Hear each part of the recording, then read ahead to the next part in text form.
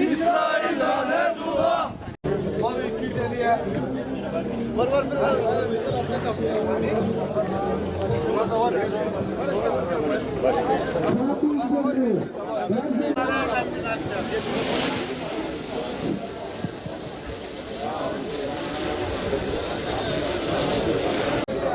Değerli basın mensupları, vicdan ve adalet için çırpınan kıymetli insanlar, tam 1000 gün oldu. Yani tam bundan 1000 gün önce Siyonist İsrail çeteleri başta ABD olmak üzere küresel güçleri arkasına alarak Gazze'deki vahşi katliamlarını seriye bağladı.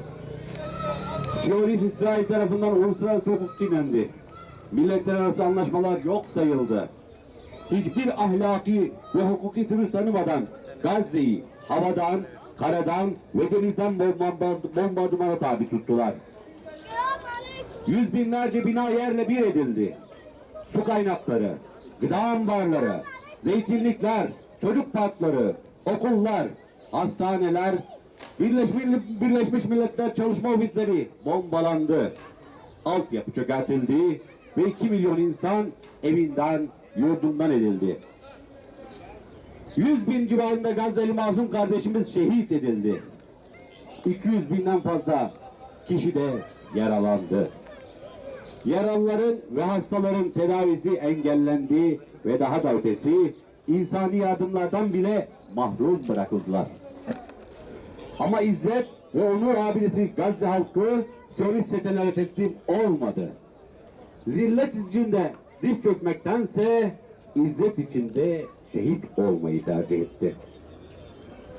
Değerli basın mensupları, tarihte yaşanan kimi olaylar vardır ki bir milattır.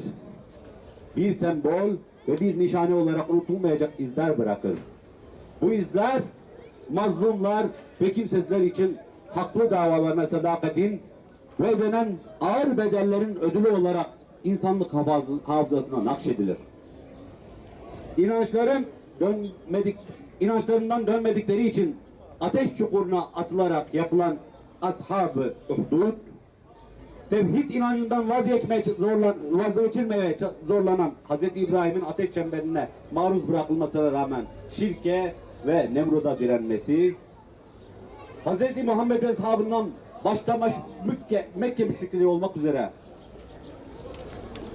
Birleşik güçlere karşı Bedir ve Uhud'da destansı direnişleri, Çanakkale'de iman ve istiklal aşkına sergilenen zorlu savunma, Kurtuluş Savaşı'nda işgalci 7 düvele karşı her türlü kıtlık, yokluk ve hutluğa rağmen Kuvayi Milliye'nin tarihi direnişi, Sırp ve Hırvat çetelerine karşı Boşnak halkının her türlü yalnızlık ve ihanete rağmen şanlı direnişleri gibi müstesna tarihi olayları nasıl unutmadıysa, bu hadiseler nasıl ki mazlumların ve kimsesizlerin cesaret ve kararlarını beslediyse, Gazze halkının destansı direnişi ve haklı davaları için maruz kaldıkları ağır bedeller de asla unutulmayacaktır.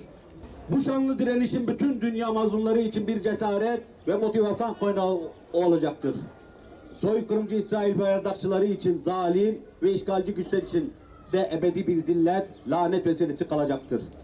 Siyonist çeteler ve onları yardım edenler ile bu ağır cürümlere karşısında kör, sağır, dilsiz kalanların da alınlarında kara bir leke olarak kalacaktır. Buna binaen Gazze direnişinin sembol isimlerini ve mekanları bundan böyle doğan çocuklarımıza isim olmalı. İş yerlerimize, mekanlarımıza, meydanlarımıza, cadde ve sokaklarımıza tarihi Gazze'nin destanı hatırlatılacak adlar, semboller ve işaretler verilmelidir. Dünyanın dört bir yanında farklı ülke ve coğrafyalardan farklı dil, din, mezhep, kültür ve etnik mensubiyeti olan vicdan ve adalet sahibi insanlar Gazze'nin haklı duruşu ve onurlu mücadelesine destek vermek ve bu mazlumların sesini dünyaya duyurmak için ölümü göze alarak defalarca karadan, denizden, yol alarak duruş sergilediler. Buradan da Mavi Marmara ve Sumut filosu gönüllülerini yürekten selamlıyor. Allah onlardan yardımcı razı olsun diyoruz. İşte bu duruş Gazze'nin haklı davasının onurlu mücadelesini küresel düzeyde vicdanlara ve halkların nezdinde kabul edecek ve destek görmesini sağlayacaktır.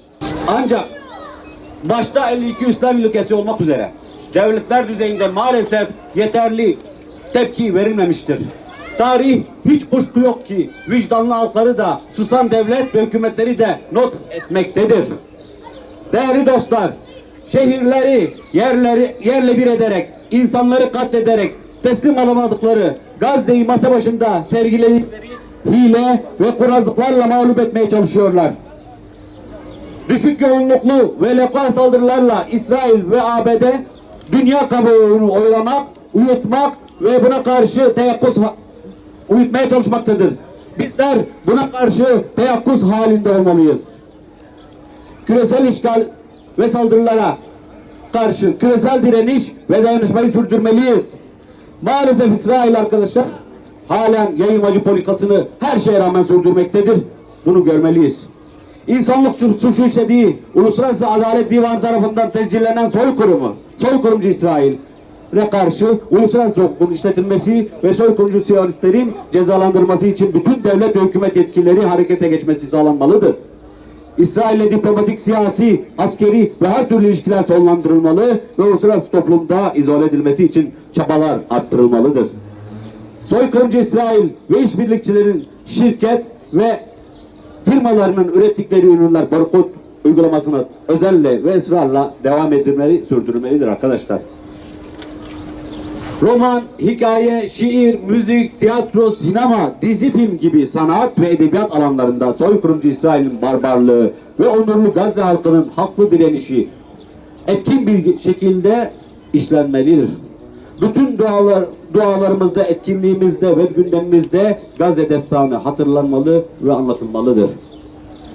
Bundan 1000 gün önce İsrail'in başlattığı haksız, hukuksuz, vahşi saldırılara, bu saldırıların karşısında mazlum ve onurlu Gazze halkının yalnızlaştırılmamasını, unutulmamasını ve kendi haline asla ama asla bırakmasına izin verilmemelidir.